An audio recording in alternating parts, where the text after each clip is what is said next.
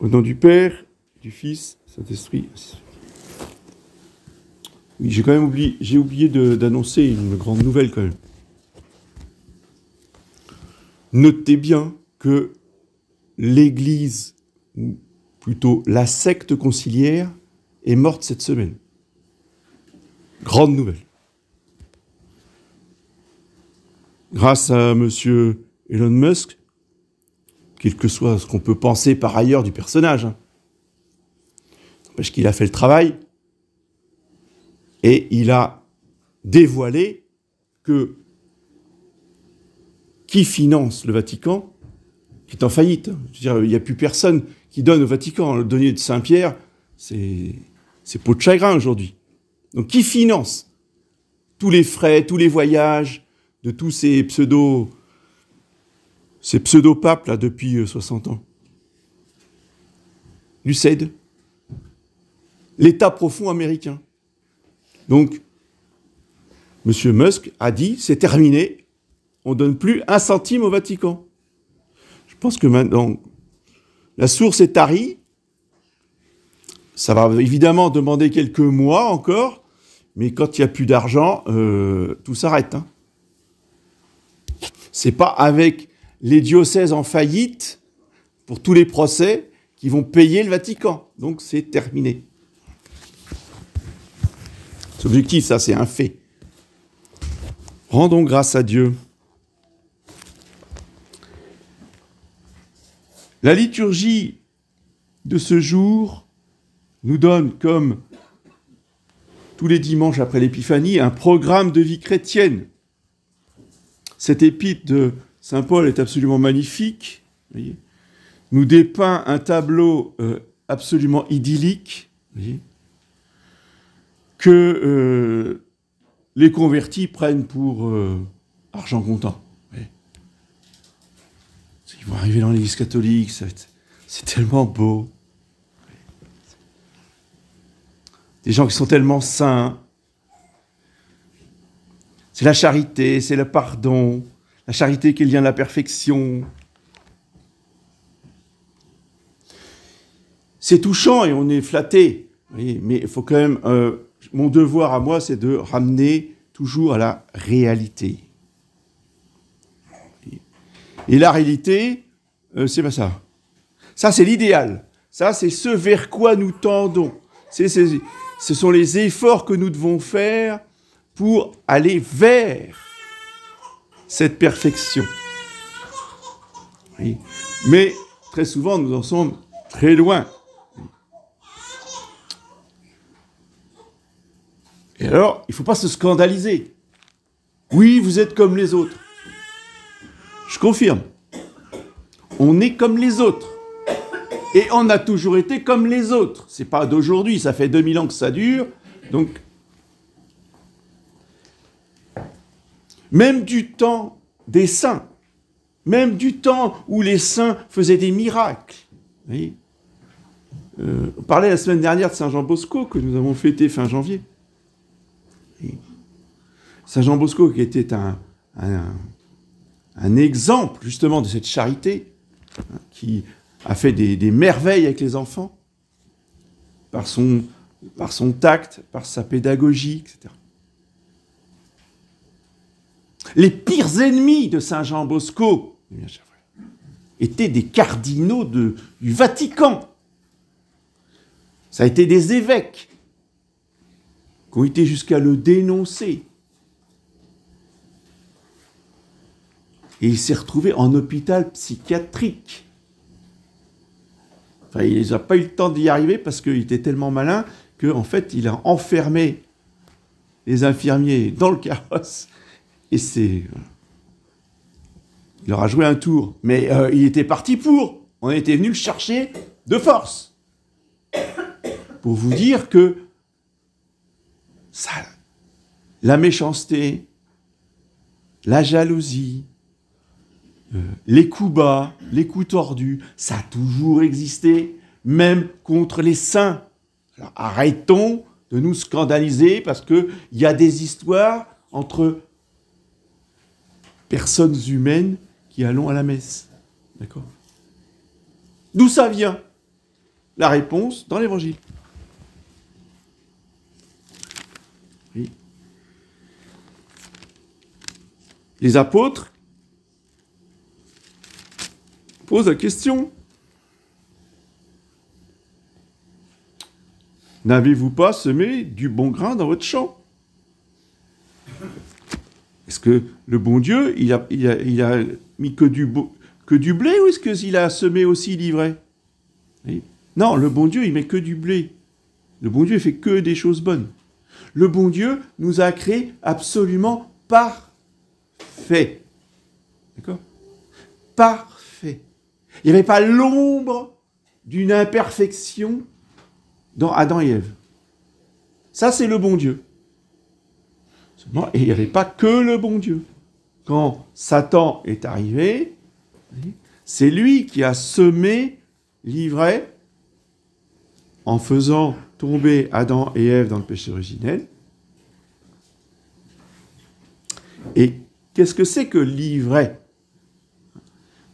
Évidemment, le premier sens général, c'est les catholiques, les non-catholiques qui sont mélangés dans la société, et on doit vivre ensemble. Et le bon Dieu et notre Seigneur dans l'Évangile, justement, ne dit pas qu'il faut une société de purs, uniquement de catholiques intégraux, vous voyez, à 100%. Oui, ça n'existe pas. Ça n'a jamais existé. Même dans les temps les plus chrétiens, où les rois et les moines, les monastères, les religieux étaient partout, il y a toujours eu des méchants, il y a toujours eu des voleurs, il y a toujours eu des femmes de mauvaise vie. Ça a toujours existé. Le bon grain doit être avec l'ivraie. Mais ce n'est pas de cela dont je veux parler. C'est juste un rappel. Mais en chacun de nous, c'est la même chose. Nous ne sommes pas parfaits, mais nous sommes saints. Le jour de notre baptême, la sanctification est totale, au point où on rappelle que quels que soient les crimes qu'on ait pu commettre avant, ou les péchés qu'on ait pu commettre avant, et le jour où le pécheur se convertit, se fait baptiser, il devient parfaitement saint. S'il mourait après son baptême, il va directement au ciel sans même passer par le purgatoire. Bien. Donc ça veut dire que Dieu fait bien les choses. Et chaque enfant qui rentre chez lui après son baptême est saint.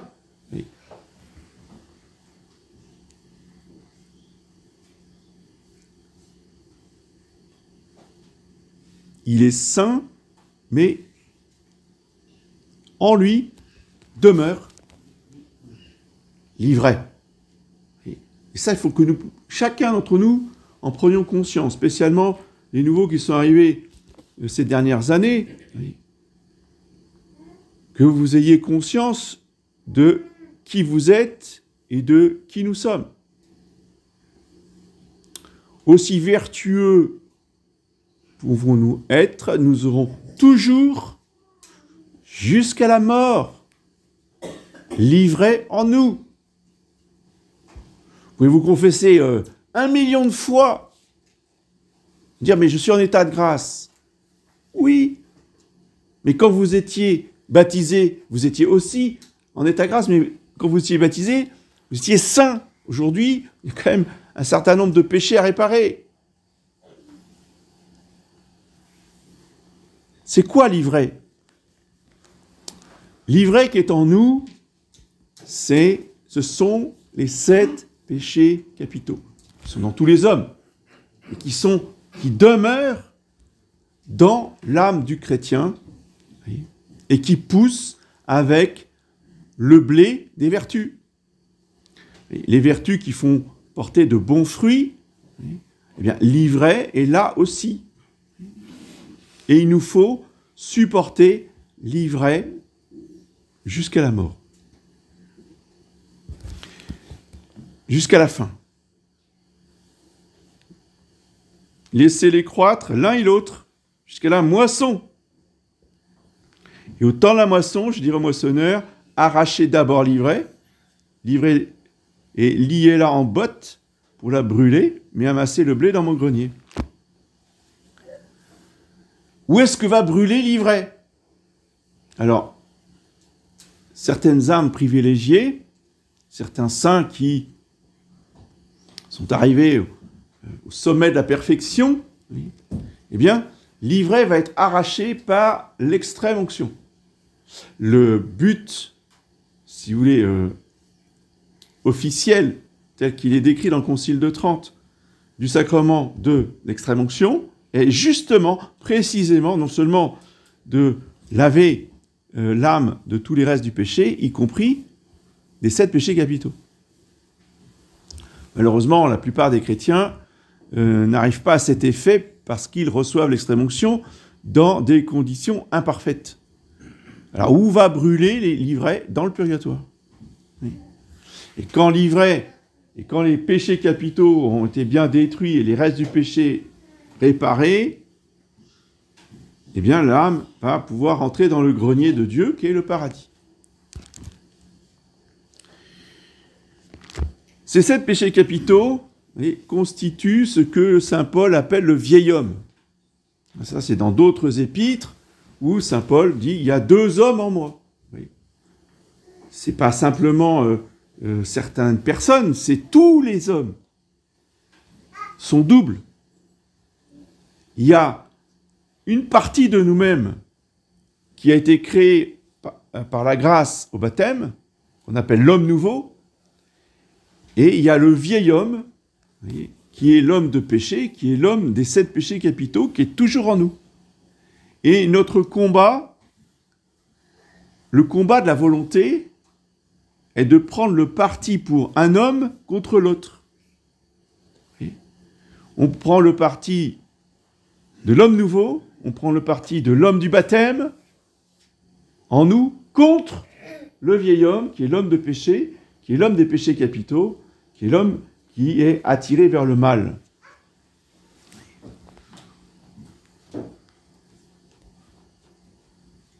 Ce qui est symbolisé, si vous voulez, un peu dans certaines bandes dessinées, vous voyez, par la personne avec une auréole et des ailes, ou la même personne avec des cornes et une queue. Vous voyez, voilà, vous voyez à quoi je fais allusion. Bon, vous allez me dire, oui, c'est des bandes dessinées pour enfants. Oui, mais c'est très pédagogique, parce que c'est la stricte réalité. Nous sommes doubles.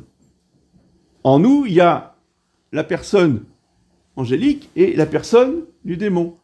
Il y a les vertus, il y a les péchés capitaux. Et c'est le combat permanent entre ces 2 tendances qu'il y a en nous-mêmes. Et donc, de temps en temps, on penche d'un côté plus que de l'autre. Oui. D'où la nécessité de la confession régulière, mensuelle si possible. Je rappelle que le bon rythme pour une âme fervente, c'est la confession mensuelle. La confession est obligatoire une fois dans l'année, mais un catholique qui veut s'atteler justement à maîtriser l'ivraie, à lutter contre l'ivraie pour que l'ivraie ne prenne pas le dessus sur le blé, c'est de bien se confesser une fois par mois.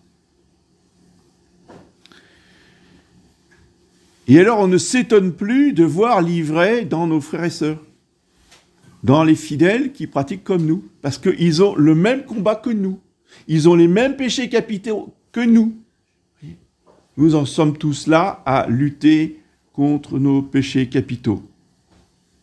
Ce qui doit nous rendre humbles, et ce qui doit ne jamais nous surprendre quand on voit que l'un ou l'autre se laisse emporter par ses péchés capitaux. On prie pour lui et demande à la Sainte Vierge justement de lui donner des grâces pour qu'il se reprenne et qu'il reprenne la lutte contre ses péchés capitaux. C'est ça la vie chrétienne. C'est la vie chrétienne de tous, sans exception.